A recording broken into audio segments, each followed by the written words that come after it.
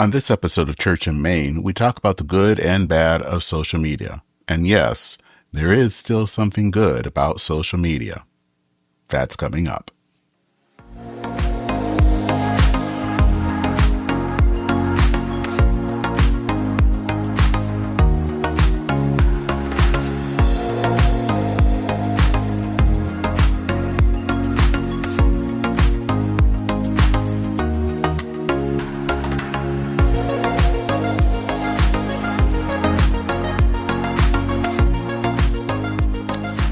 Greetings, everyone, and welcome to Church and Main, a podcast for people interested in the intersection of faith, politics, and culture. I am Dennis Sanders, your host. Well, back in 2007, I can remember sitting in a hotel conference room in Omaha, Nebraska, and I was there for a meeting of the Presbyterian Communicators Network. And while I was there, I was learning about this new website that was called Facebook. And I was learning that it was growing like wildfire. And I also learned that there was a new generation of people out there that were going to be what they were calling digital natives, that were going to know nothing but being online. And I can kind of remember those days, kind of from 2007, probably maybe until the early teens, of being on Facebook and Twitter. And I can remember setting up pages and Facebook pages and groups for churches and other organizations, and how that kind of helped them. And I can remember just kind of connecting with people near and far, making friends. And I was seeing how social media was doing good. I could see how Twitter was being used to foster revolutions in places like Iran and Egypt. And it really seemed like social media was going to make the world a better place. Until it didn't. Flash forward to the modern day. And if going back to 2007, social media could not do anything wrong, it seems like in 2025, it can't do anything right. Now, we seem to blame it for everything. We blame it for increasing polarization. We blame it for mental health problems affecting our youth. We blame it for conspiracy theories, and we even blame it for the rise of a certain president. And 2 decades now into the social media era, we're learning that this invention, which back in 2007 we thought was this wonderful thing, was going to bring kind of nirvana, isn't all that it's cracked up to be. So what do we do with it? Do we just walk away? Do we just consider it evil and have nothing to do with it? Do we try to ban it? And what do churches do? How do churches deal with social media? COVID, in some ways, meant that churches had to rely on social media. The question is now, 5 years after COVID, do we still have to?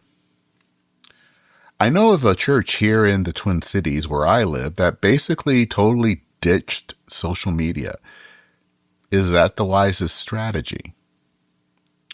My guest today argues that maybe the answer isn't that we have to walk away from social media, but maybe the answer lies in how Christians act on social media.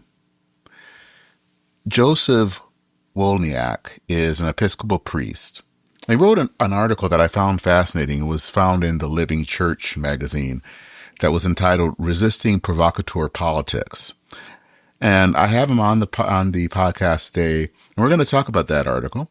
And it talks about how we act on social media in this age of polarized politics, especially in this age where the algorithms basically feed on outrage.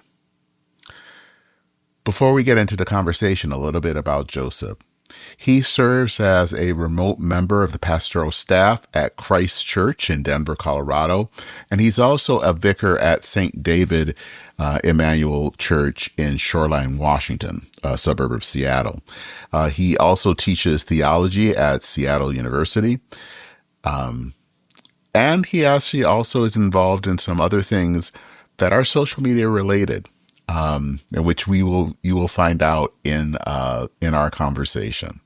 So, with that, let's go into this, I think, helpful conversation that I had with Joseph Wolyniak.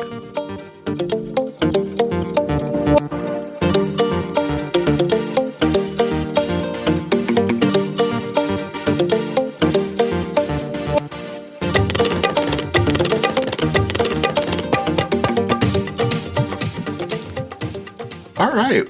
Well, I think we'll start things off in this interview with a little bit of introduction about yourself, and just to tell me a little bit about your faith journey and where you work and where you you kind of work in two places at once, which is kind of interesting.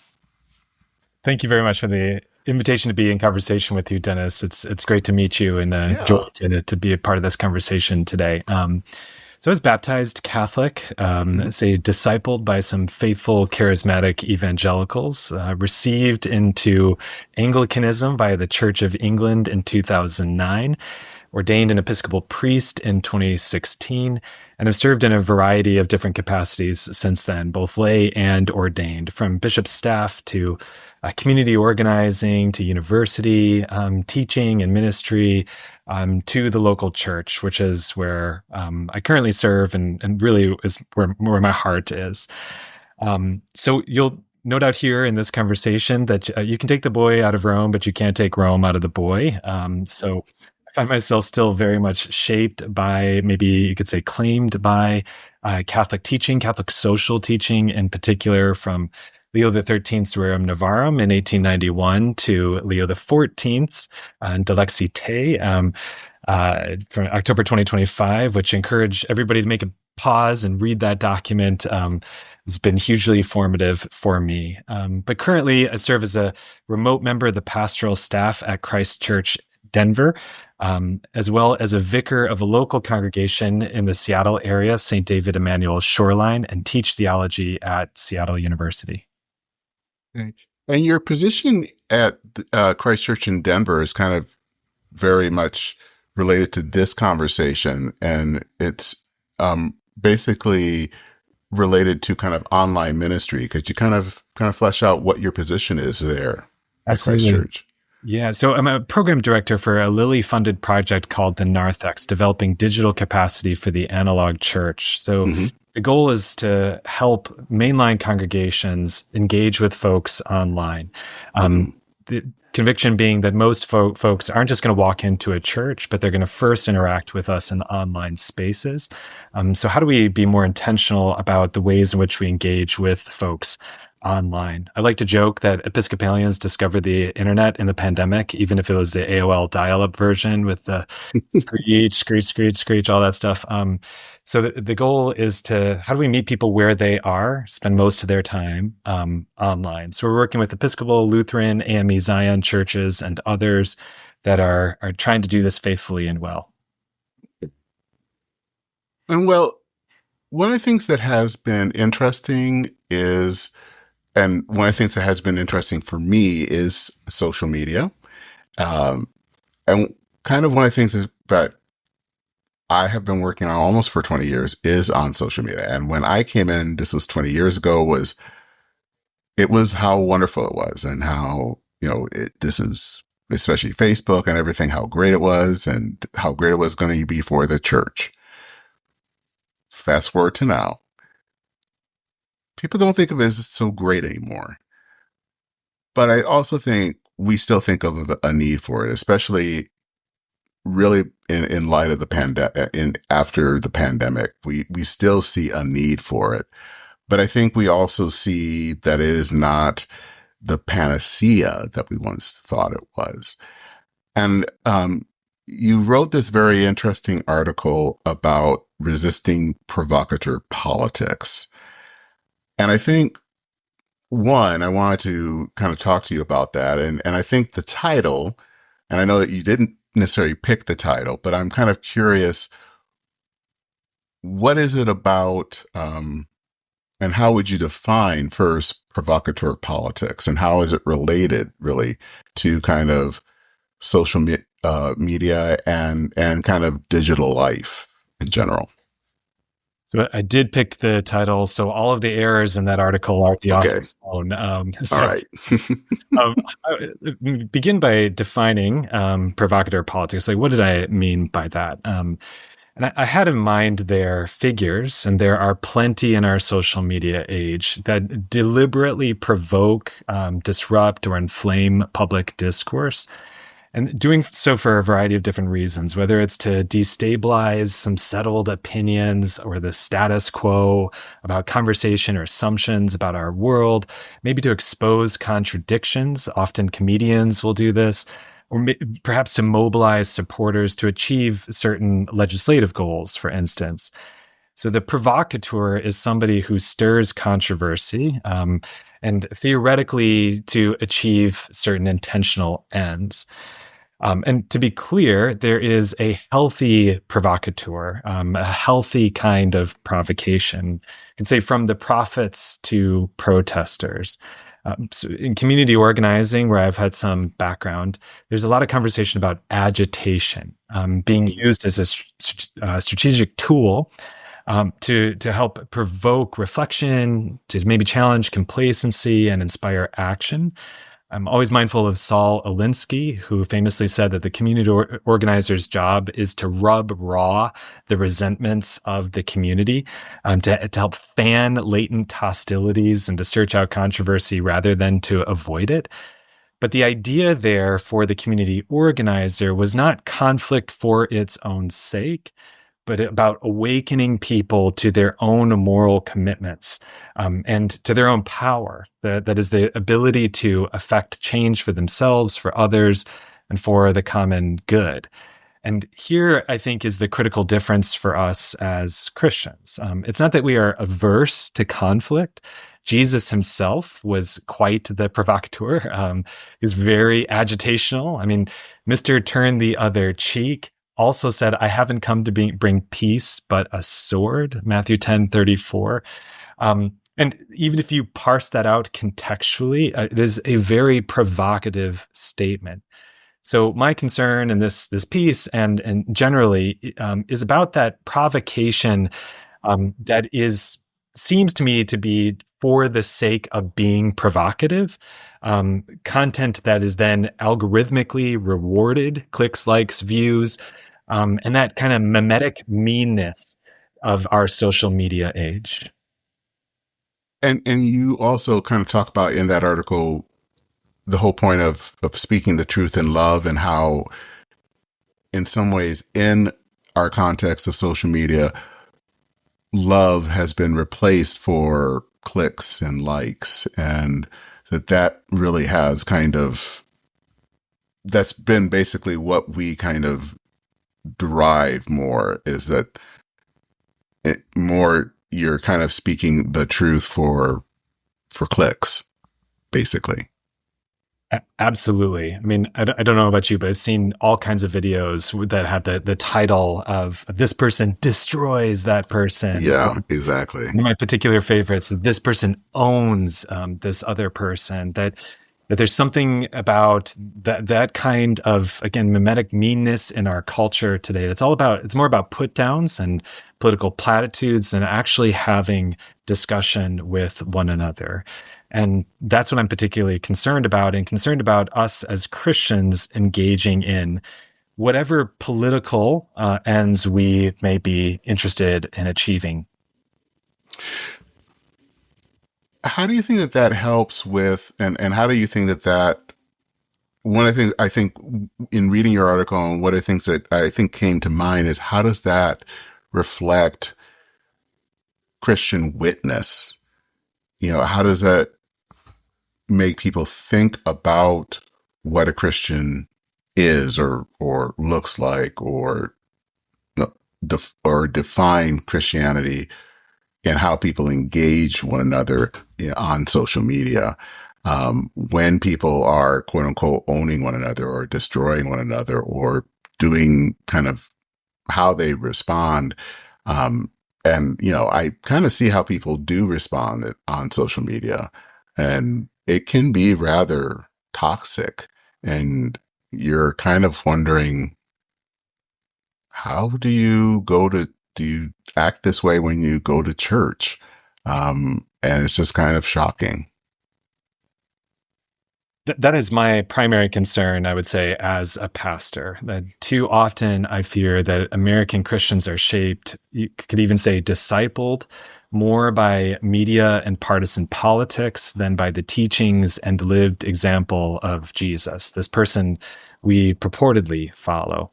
And we will often say, at least in my tradition, about liturgy, that the form forms. But I think the same could be true of technology and social media as a platform. That the ways that we consume and contribute to political dialogue are often shaped by the platitudes and platforms themselves that we're engaging. And I've certainly seen this as a pastor, that I've got these churchgoers who are perfectly pleasant on Sundays, and yet on Mondays, they may share some or pretty shocking things online. In many ways, of course, this is nothing new. Social media is just the latest way that we expose the hatred and maybe the primal instincts, I would say the sin that is within all of us. As Jesus said some 2,000 years ago, Luke 6:45, out of the abundance of the heart, the mouth speaks. But in other ways, I do think that we're dealing with something that is particularly new, that we've created these devices, these platforms, these modes of discourse that we are now really struggling to constructively contain. Well, that brings up this question is this something new? Is social media the problem, or smartphones the problem? Or is this something that has always been there that, we're just always dealing with? Because I think that there is something new about this that has not been here before. And yet there also is something old about this, that is kind of has been here from the beginning. It seems like there is a mixture. And part of me also is always a little nervous when we want to say that this is new, because I think we want to pretend that there was some kind of golden age where everything was wonderful. And I don't think it was a golden age. But I think we also know that things are different, that things are very different than what they once were. So I'm just kind of curious where you see things and how you would kind of suss things out. I think my answer to that question would be yes. It is both very, very old and quite new and different. I was just preaching about this in my congregation a couple of weeks ago. A somewhat separate subject, but it's related.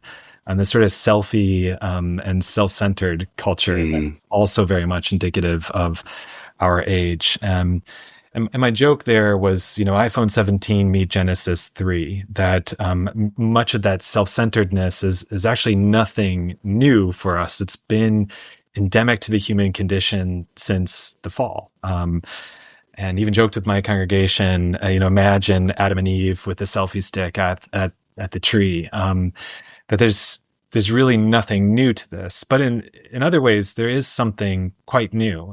Quoted in that sermon, a moral psychologist who had a great quote that said, our Paleolithic brains are just not able to contain these devices that we have created, from the mobile phone that is both our camera and our means of connectivity to one another, to the world, and the online platforms, again, that are just algorithmically addictive for us. It's really hard to break the addiction of the scroll, and I am not holier than thou in this regard. I too am scrolling and engaging on social media, but these things are really hard to break, these habits and habits of conversation. These things are forming us. They're not just neutral. So, yes, I think it is both very ancient. It has been there with us from the beginning. And there's something particularly powerful about the devices and the platforms that we're using in this digital age that's become really toxic to our discourse in the United States and throughout the world. In some way, then, it can become almost a liturgy in its own way. You know, a way of another form of a liturgy that's forming us and molding us. Absolutely. And we have to resist the habit-forming tendencies of those devices and platforms in order to follow Jesus in this day and age. So one of the things that I noticed, and I even wrote about this after the assassination of Charlie Kirk, was social. I think a lot of what I noticed about social media is how it can flatten people, and how you don't really know people in their fullness. And you actually talked about that in the article, and it was something that I kind of picked up on my own. But it's how we don't see people as people; they become avatars, and because they are avatars, then they're really easy to pick apart and just kind of destroy, and not really see them as full human beings in the eyes of God. How does the Christian faith stand athwart that temptation to do that? So first of all, not to turn this into a mutual admiration society, but I also loved your piece, your Substack piece on this, and everything that you said in that piece, and really love the word that you used here, flatten. And I think, memory serves, you said something similar in the article that you wrote, that it's really easy to make a caricature out of a figure like Charlie Kirk or really any public figure, and to kind of flatten them. Or again, I love the word avatar. I particularly go to Pope Francis on this, and a beautiful document that he wrote called Fratelli Tutti, which is something called an encyclical, like a letter, and it's sort of in the mode of Paul and John and James and others in the New Testament, written to the church and to the world. And in that article, he talks about the breakdown. He's calling us back to social friendship. And he talks about the breakdown of communication in our world today and the illusion of communication in our digital, social media connected age. It's got this amazing quote where digital relationships do not demand the slow and gradual cultivation of friendships, stable interaction, or the building of a consensus that matures over time.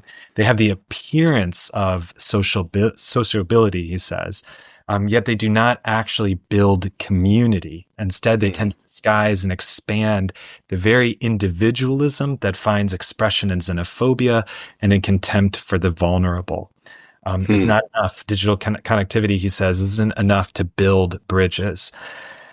I think that's really, really true. That what we tend to do is we have these sort of caricatures, the way that we present ourselves and others present themselves online. And we think we know them. There's a whole proverbial thing about, I know what you had for breakfast, or I could know if I just looked at your social media, but I don't really know you. What I encounter is, to, again, use your word, a flattened caricature of you, not the full person behind the screen. And there's something about technology that does this. If I can use another example, there's a great comedian, Daniel LaBelle, who posted a very funny sketch comedy video about if people acted like they do in cars. And it's a situational comedy where he's going around the world, walking around in sidewalks and in public spaces, acting like we do in cars, tailgating, cutting people off, so on and so forth, merging without warning. There's this really observant social comedy that helps us reflect on how technology shapes our behavior in relationship with others. So whether it's getting in the car and the way that we tend to act on the freeway, or the way that we are acting with our digital devices, again, these technologies mediating our relationships tend to form us and our response to others. I think, when you say that about that, it makes me want to also think about like with church and how we use social media and things like YouTube and doing digital ministry. I think I've always seen that more as the doorway into a church. I mean, I think it's interesting that you talk about how your project is called the Narthex, which I'm assuming there's a reason you called it the Narthex, because the Narthex is the entrance into the church,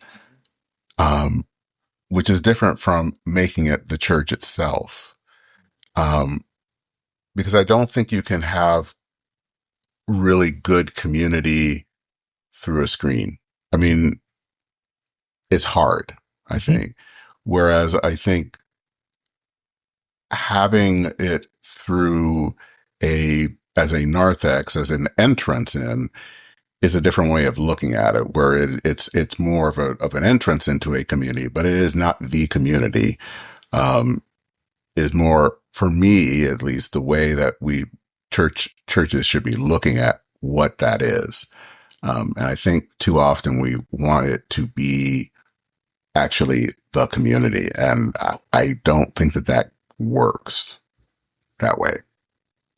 It's a great way of putting it. Thanks for picking up on the nerd reference there. And listeners don't know, the narthex is a Greek architectural term that is meant in traditional church architecture to be kind of a meeting place between the church and the world. And you're right, it is an entry point to come into the church, but it's also the space that before you leave the church and head back out into the world. And I kind of want to see the church moving in both directions, both being welcoming to those who are outside, but then also being sent forth back out into the world and into their everyday lives. And that is essentially how I see the gift of technology. And it can be a gift. I mean, look, it's facilitating our conversation and hopefully friendship, in a way that we wouldn't have maybe discovered each other without the gift of this technology. We would not be having this conversation. So it has its place.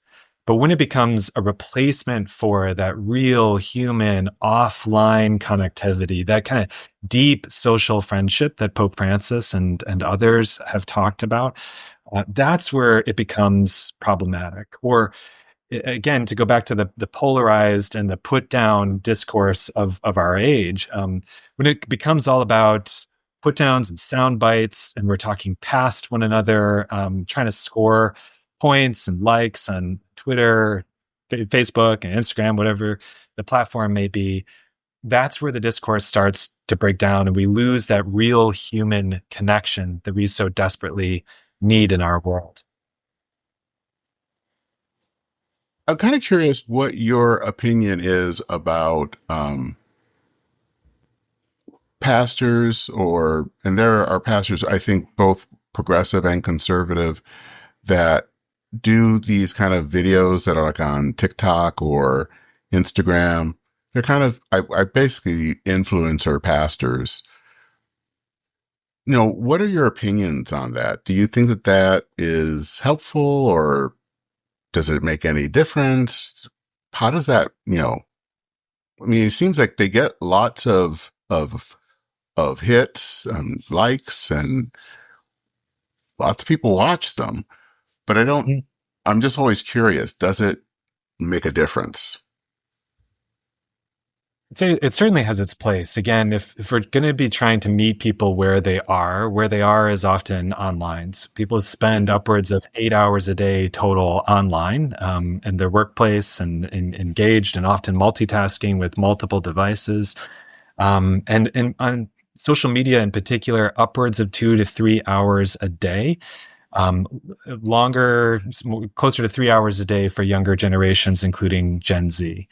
So certainly, if we're going to connect with people where they are, then folks and individuals and congregations have to be in those digital social media spaces.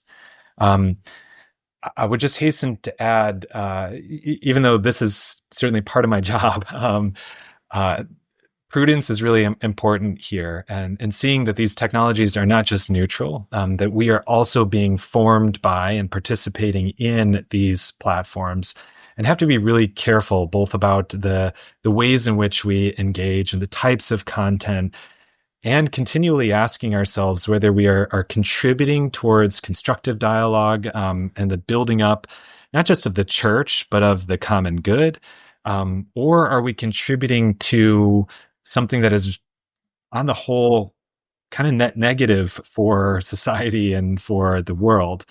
And I flip flop on the days of the week, my feelings on these things. So look, this is where people are, and I think it's really good to engage some good content in those spaces. I certainly have colleagues that use TikTok and other platforms faithfully and well. I'm not cool enough for those platforms, so you won't see me on there.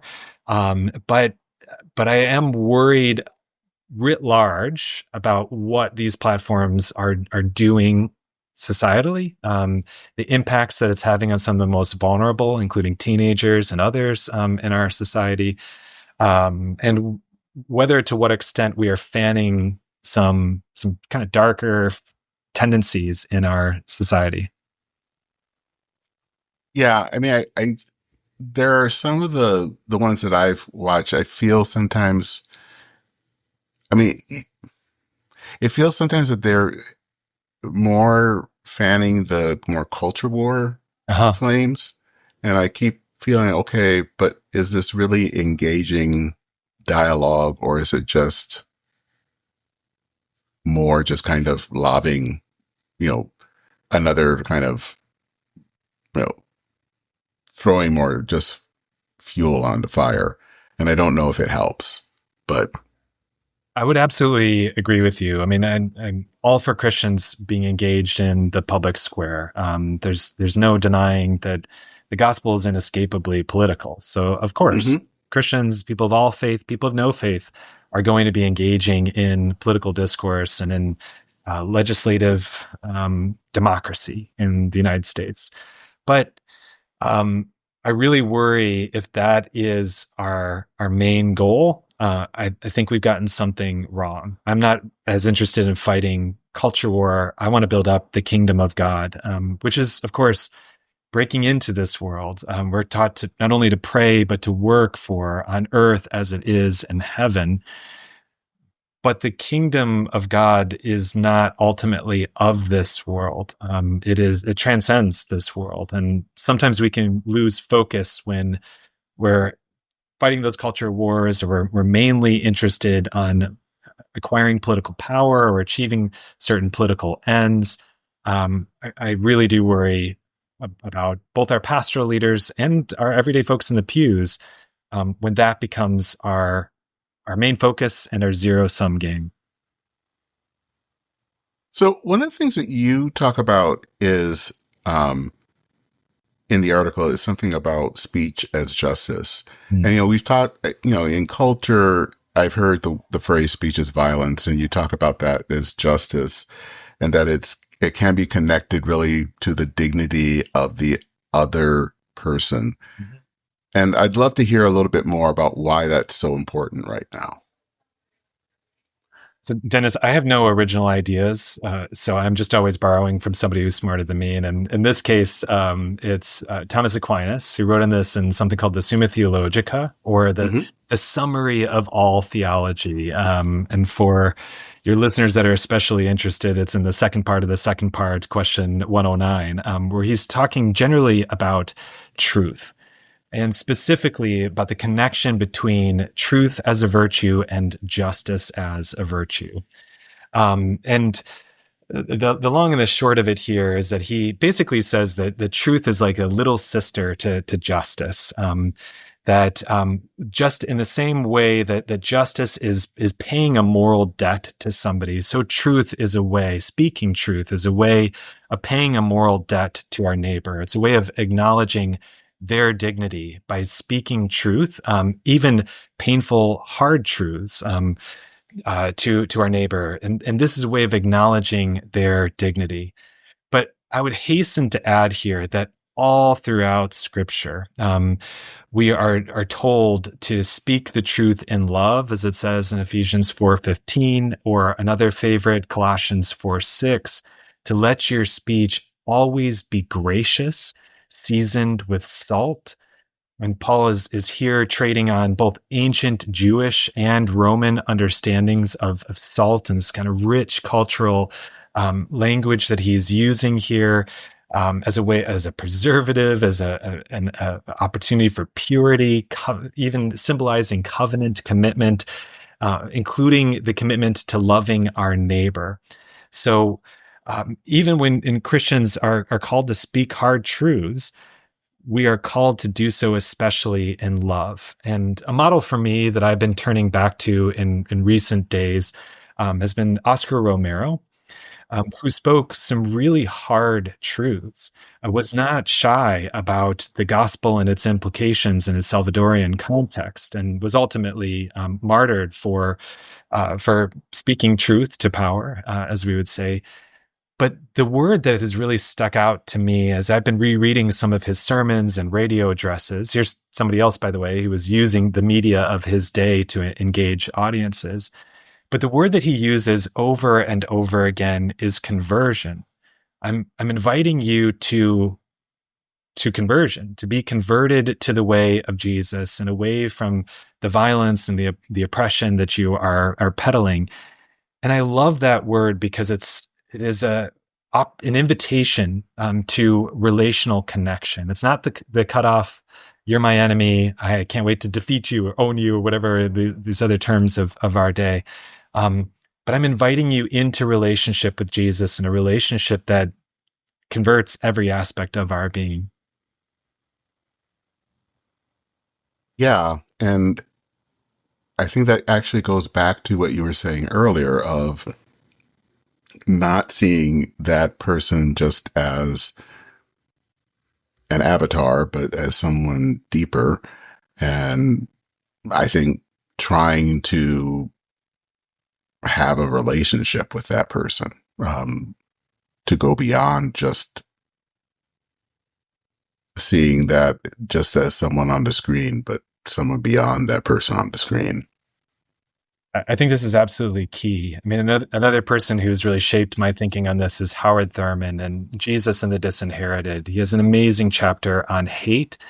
And he says in this book, written in 1949, in the context of the then very racially segregated United States, he says that hate is fostered when you have contact without fellowship.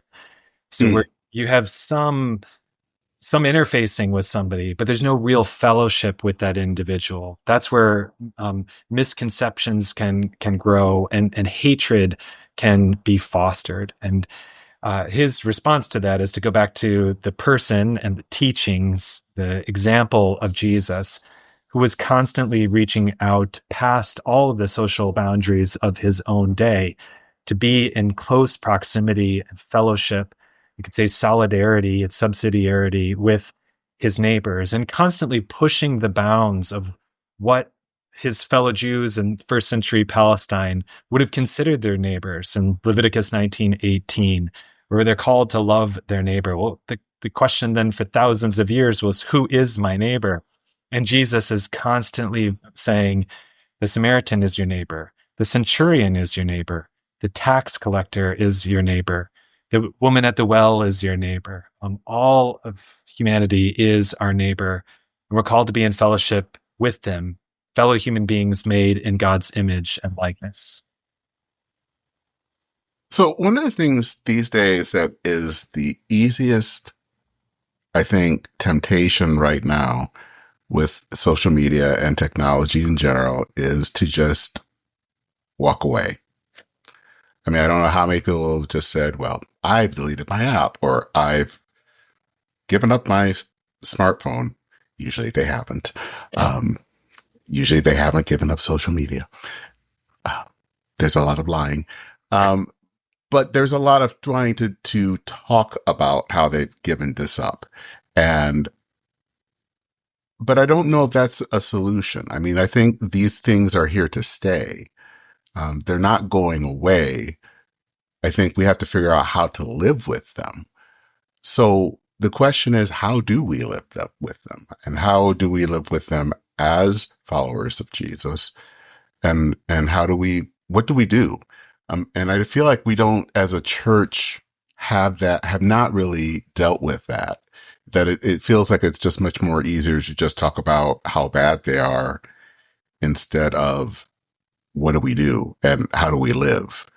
And I mean, what would your advice be for Christians and for faith communities as we are dealing with this, and especially faith communities as we're dealing with young people, because they are also very affected by this.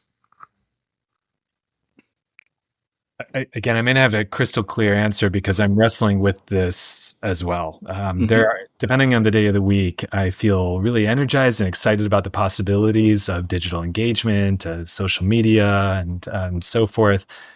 And then I see the net effects on society and the world as a whole and think, this is really destructive and dangerous. Maybe I've read a little bit too much Jacques Ellul to be totally positive about the effects of technology in our society today. One of the things that I go back to is Jesus himself said, if your hand causes you to sin, cut it off. And of course, he's not telling us to amputate our appendages. But the idea there is if there's something that is a stumbling block for us, something that is causing us to sin, maybe there is a place for turning it off. Or I once had a youth that just said, I couldn't stop scrolling on my phone, so I had to get a dumb phone, not a smartphone, but a dumb phone. And I really applauded that youth for actually doing this thing that you say. A lot of us talk about it, but we don't actually do. So I do actually think that there's a real place for getting offline, for getting off our phones, to counterbalancing whatever our inclinations might be in terms of jumping online and getting into the fray. To be offline, to be building relationships with real people in the real world. There really is no replacement for that at the end of the day. But I also don't want to see the church completely cede, that ground, this space to other voices, because right now, I think Christianity in social media is dominated by the most cantankerous, clamorous voices. I tend to teach a lot of students that are Gen Z, and the vast majority of their opinions about Christianity are formed by 30-second or less videos that they see on Instagram, TikTok, Snapchat. And if the church is just completely abandons that space, then there will be no other voices to counteract those voices that are in that space. So I'd go back to another old virtue, prudence, which is just dealing with these technologies wisely, not seeing them as the panacea, as you were talking about earlier, as a thing that's going to be the cure-all for the church, nor seeing them as wholly evil, but as a tool that can be used both for good and for evil, and to understand its place both for the individual Christian and within the context of a congregation. Yeah, I think that is kind of the best way to I'm kind of starting to think that that's the way we have to look at it. It's not the panacea, as I said, 20 years ago. I think right now we're all in kind of it's a tool, it's evil and we have to get rid of it. But I don't think it's that either. It's a tool, and we have to decide how best to use it and how it can be used. And sometimes it has not been healthy. And I think there are cases where you just need to not use it.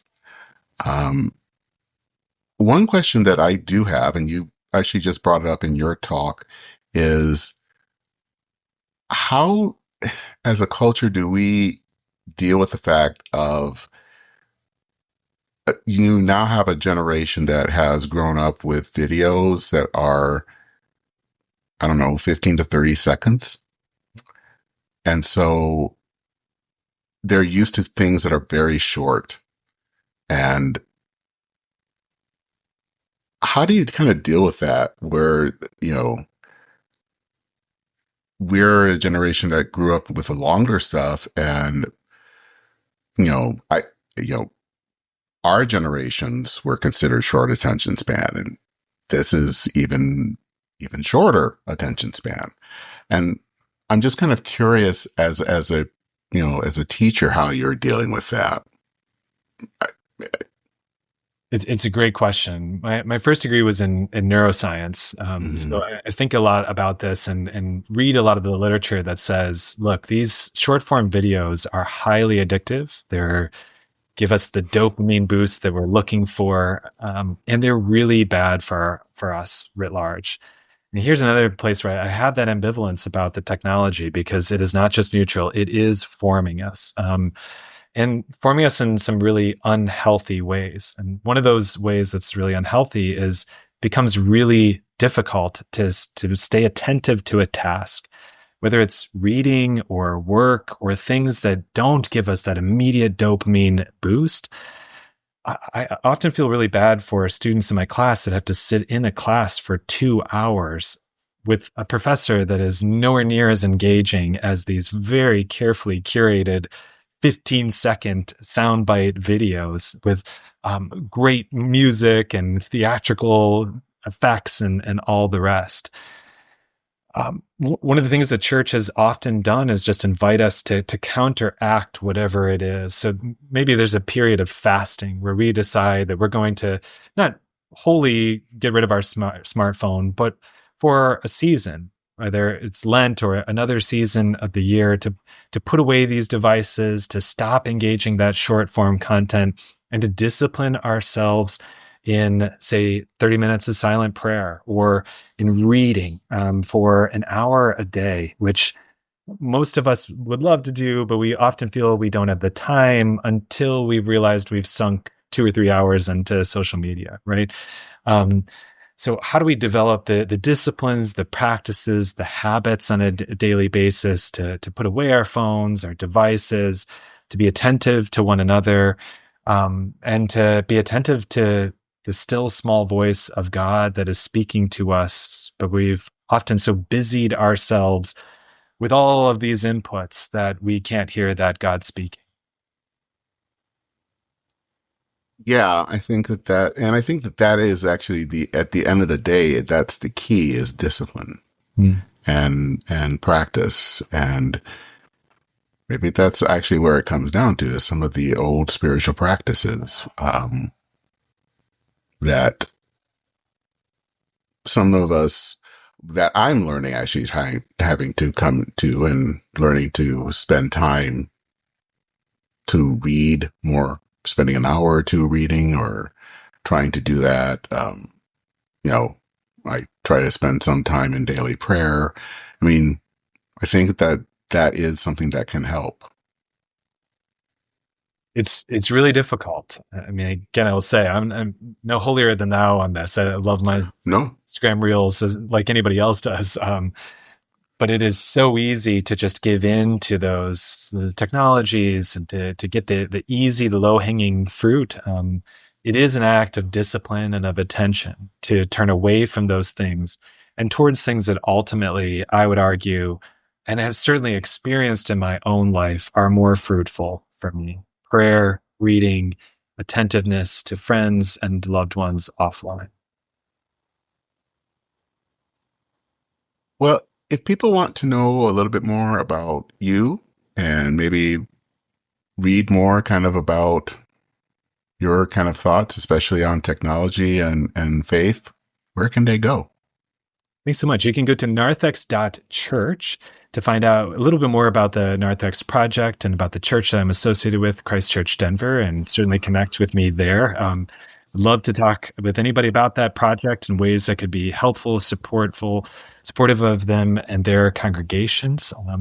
and would love to continue this conversation with anybody else who's struggling with this in the same way that you and I are.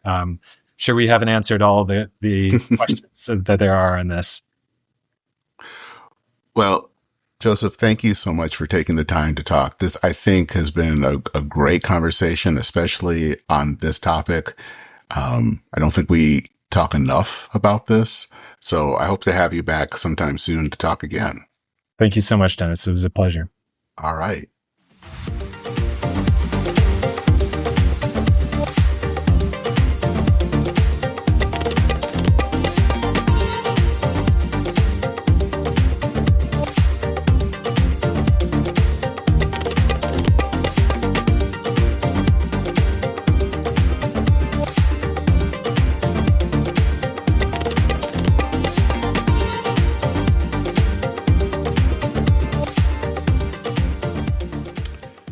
So I hope you enjoyed that talk. I hope it was helpful.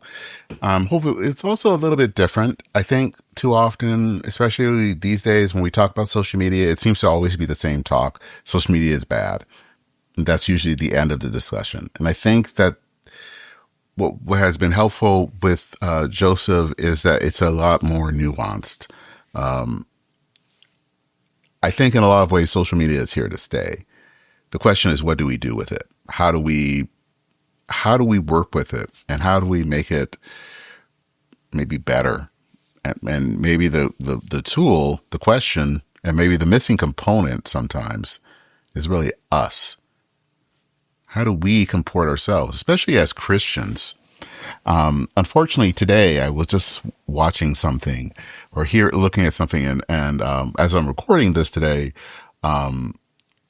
Senator John Fetterman had an episode that sent him to the hospital, and someone on social media who isn't a fan of the senator basically commented that they had wished they had died, and that was rather horrible.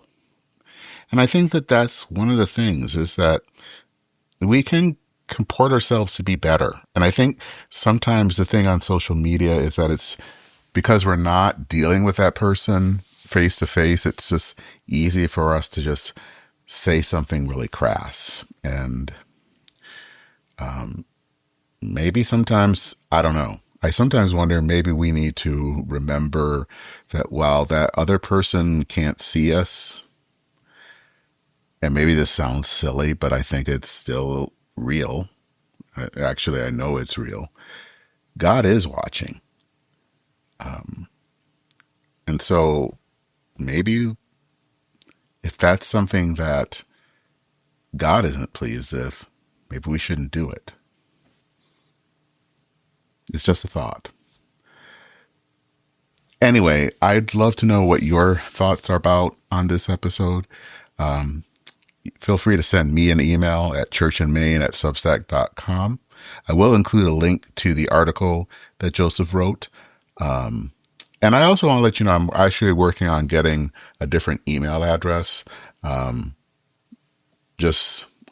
really do want to hear from people. So I'm working on trying to get a different email address. So just stay tuned for that. But also, if you want to learn more about the podcast, if this is your first time listening, if you want to listen to past episodes, if you want to donate, check me out at churchandmain.org. You can also go to churchandmain.substack.com to read related articles. I hope that you will subscribe to the podcast. You can do that on your favorite podcast app. And while you're there, leave a review or a rating. When you do that, that helps others find the podcast. You can also, there is a link in the show notes to make a donation if you'd like to do that. And there is also a link if you would like to receive a new episode in your email inbox whenever that becomes live. That is it for this episode of Church in Maine. My name is Dennis Sanders. I'm your host. Thanks so much for listening. Take care, everyone. Godspeed, and I'll see you very soon.